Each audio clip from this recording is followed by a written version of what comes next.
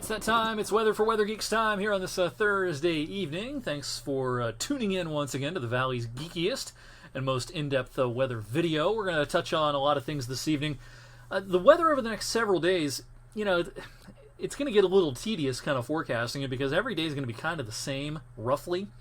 Snow showers, gusty winds, etc. But we're going to still find some interesting things to talk about in the short range and the medium range this evening. One thing we've been talking about this month has been kind of tracking how this month compares to past Januaries, and we've climbed the list a little bit here. We are now in a tie for 8th place. If January ended today, it would be the 8th warmest January on record here in Youngstown, tying 2002 and 1949. I think this is probably as high as we're going to get because the next stop up the list is 8.3 above average back in 1998, that very warm El Nino winter in 97-98. I don't think we're going to get that high. So we're going to perhaps end up in the top 10, but towards the bottom of the list. Yeah, it's been a pretty mild month. It's also been relatively snow-free. Now, of course, I showed you, interestingly enough, earlier on this week and last week, I talked about, hey, we're still above average in the snow department despite the lack of snow in January. Well, December was pretty snowy. Now we've backed off to exactly average for the winter so far. We've only had a handful of inches this month, but we had a surplus in November and December, and so for this season now we're right at average. We're going to go below average before you know it, though, because even though snow is in the forecast for the next several days, it's not going to add up to much. You know, we're talking about getting nickeled and dimed here a little bit. Also interesting, the discrepancy between Youngstown and our neighbors to the north and south. Pittsburgh, 9 inches below average. Cleveland's over 20 inches below average. And look at Buffalo, 23, almost 2 feet below average. So we're kind of an anomaly across the region. Temperatures today, it was another flatline kind of a day. Temperatures held in the 30s pretty much all day, within a degree or two of 35 generally, and that's exactly what we expected. It was another one of those days where you don't see that typical diurnal temperature curve. So that happens a lot of times around here in the winter. Look outside here at 7:30 this evening at the wet conditions in Niles. You know, it rained a little more today than I thought it would.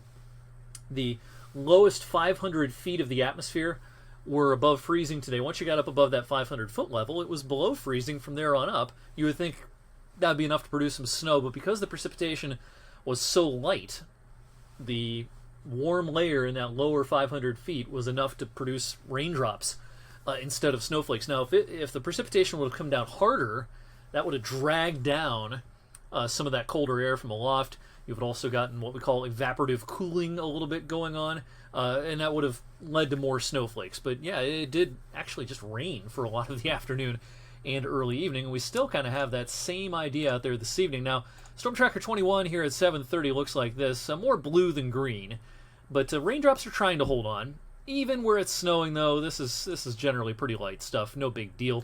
Pretty innocuous, pretty low impact. Road temperature is something I've been harping on over the last couple of days, and got a handful of readings to show you here. All these road temperatures, of course, above freezing, thanks to the warm air that we've had lately. These road temperatures will generally hover around freezing, I suspect, in most cases, over the next few days. High-res Featurecast tonight. This is just going to be random light snow showers. I really don't think this is going to add up to much. Somebody might get a coating, half an inch at worst, I suspect. So this will not be a high-impact deal for your Friday morning commute. And that's going to be the idea right through the weekend. Every now and then we're going to be visited by these snow showers. Now, this is not going to be a lot of lake effect. The air aloft, a couple of thousand feet above our heads, is not going to be that cold. The lakes are quite a bit colder than they were, so you're not seeing that big temperature difference between the air temperature and the water temperature that you saw earlier in the season. Earlier in the season when water temperatures were in the 40s and the air temperature was in the teens, that's a great setup for lake effect. Now you have water temperatures in the 30s, air temperatures in the upper 20s to around 30. That's not a great difference. So it's not a great lake effect setup. There can be some lake enhancement, a little bit of an extra kick, a little steroids given to some of these snow showers as a result of the lakes being there, but it's not going to be a huge influence. So what you see is what you get through the weekend. A lot of clouds, hardly any sun. Gusty wind from time to time, and occasionally we'll be visited by these snow showers all the way through the weekend. Now, again, where there will be a little extra kick from the lake, you're going to pick up a handful of inches at least Crawford County, PA, Erie County, PA, Chautauqua, Cattaraugus counties in New York, and even parts of Mercer County. Could someone get a couple inches before the weekend is through? Possibly, maybe even northern Trumbull as well. But that's going to be the exception, not the rule. Most of us, we're not going to be breaking out the shovels anytime soon.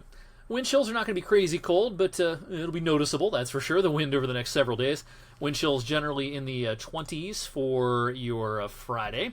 Same idea on Saturday, teens in the morning, 20 or so in the afternoon, and Sunday, those wind chills, again, mostly upper teens to around 20. So you see what I mean by there's not much variation from day to day over the next several days. All right, let me switch sources here. We're going to talk about the longer range for a second. I'm going to track the air masses here over the next couple of weeks. If you're looking for harsh cold, I don't know why you would, but if you're looking for that, this isn't your pattern. We're going to get clipped by sort of cold air masses. Considering it's the middle of winter, these air masses are kind of wimpy. This is the coldest of the air probably in the short term. This will be Sunday night into Monday. I've got a high of 27 in our forecast for Monday. So you see the purple colors over the east. Those are the biggest temperature anomalies or difference from average. That cold air mass retreats some. Temperatures moderate briefly, but generally a below average pattern again as we head towards the end of next week. Here's next Thursday, Groundhog Day, looking pretty cold in Punxsutawney and for Buckeye Chuck and all the other critters that will be coming out on Groundhog Day on Tuesday. If you're watching this video, chances are you're weather savvy enough to know that, of course, there's absolutely no science behind the groundhog. It's fun, but there's no science behind it whatsoever. Then, even though the end of next week ends cold, that week ends cold, I should say, so we head into Super Bowl weekends. Here's Saturday the 4th, Sunday the 5th. Modest warm-up here. We could get well into the 30s for a couple of days. And then as we go into the longer range, this is 10, 11 days out, the general pattern, what we're going to see here is not a big dip in the jet stream across the eastern U.S., so it'll be moderately cold, but the really cold stuff is going to stay mostly bottled up in western and central Canada, meaning we just get grazed by these cold air masses. We're not going to get into the heart of them. That's the way it looks right now as we go into that second week of February, starting after Super Bowl weekend. This looks moderately cold, sort of cold, but, nothing to write home about for the middle of winter. So now, just because the pattern is not super, super cold does not mean it's not unsettled. And I don't want to close the door on the idea of some snowstorms as we get into February. Next 7 days, I don't think we're going to get a snowstorm. We're going to get nickeled and dimed with these snow showers. But a snowstorm, there's a lot of winter left. And, I get asked, hey, are we out of the woods?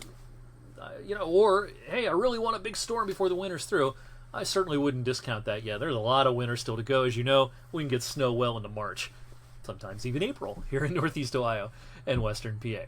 Thanks for tuning in tonight. I'll see you tonight on 21 News at 11 and a live edition of Weather for Weather Geeks Friday evening. Probably do that right around